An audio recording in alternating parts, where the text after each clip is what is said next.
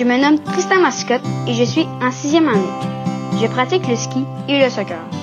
J'adore les sciences, plus précisément l'astronomie. Je suis curieux de nature. Je me pose des questions sur tout ce qui m'entoure. Ma curiosité m'a poussé à me questionner sur la possibilité de coloniser une autre planète que la nôtre.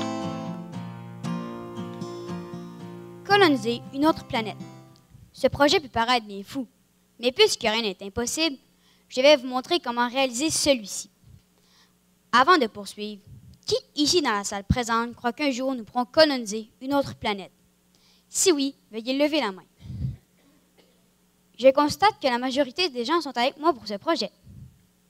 Mais la première question se pose, pourquoi quitter notre planète? Deux sortes de raisons s'exposent, des raisons scientifiques et des raisons humanitaires.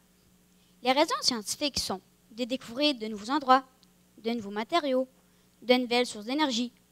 Et puisque rien n'est impossible, nous pourrons peut-être même rencontrer une nouvelle espèce.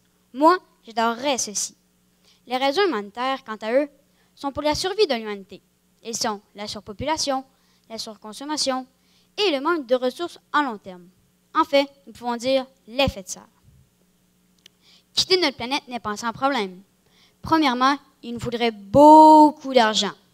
Aucun pays ne pourrait fournir assez d'argent pour faire ce projet. En fait, il faudrait que ce soit un projet international.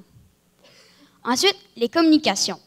De l'astre où nous serions jusqu'à la planète Terre, ou vice-versa, votre petit texto, en fait votre onde de message, pourrait prendre jusqu'à plusieurs années à parvenir à votre correspondant.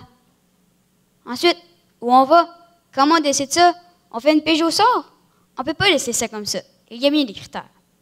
Mais malgré tous nos problèmes à surmonter, je crois que notre expédition reste possible. Pour qu'une planète puisse être habitable par un humain, elle doit contenir de l'eau sous forme liquide, de la matière organique ou plutôt de la nourriture et une source d'énergie exploitable. Pour aujourd'hui, je vais seulement vous parler de deux astres possiblement habitables par l'être humain. Commençons par Kepler 186f. Elle se situe à une distance de 557 années-lumière. Bon, ça ne paraît pas beaucoup, mais n'oubliez pas qu'une année-lumière équivaut à plus de 9000 milliards de kilomètres. Ceci est énorme. Et avec son diamètre de 14 908 km, Kepler est un peu plus grosse que la Terre. Continuons avec Europe. Non, pas les continents, mais plutôt une des lunes de Jupiter.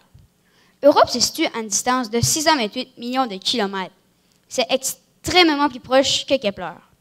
Et avec son diamètre de 628 millions de kilomètres, Europe est environ 4 fois plus petite que la Terre. Finissons par le fameux vaisseau.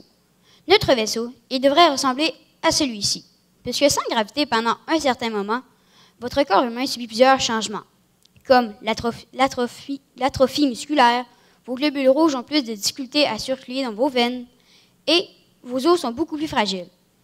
Le vaisseau, il devrait ressembler à celui-ci, puisqu'il pourrait créer sa propre gravité artificielle en tournant sur lui-même. Ceci se nomme l'effet de la centrifugeuse. Mais attention, s'il tourne trop vite, nous allons avoir mal au cœur. Et s'il ne tourne pas assez vite, nous n'aurons juste pas de gravité. En conclusion, je crois fermement que nous avons les capacités pour faire ce projet. Ce n'est qu'une question de temps. Mais si notre expédition spatiale est possible, rien n'est impossible. Merci.